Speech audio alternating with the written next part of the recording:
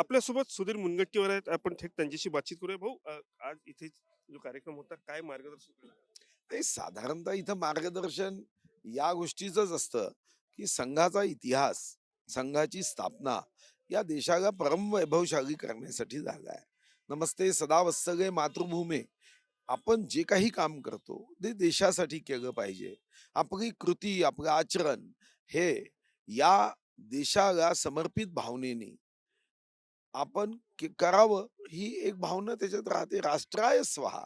माझं जे काही आहे ते राष्ट्राला समर्पित आहे या भावनेने काम करावं.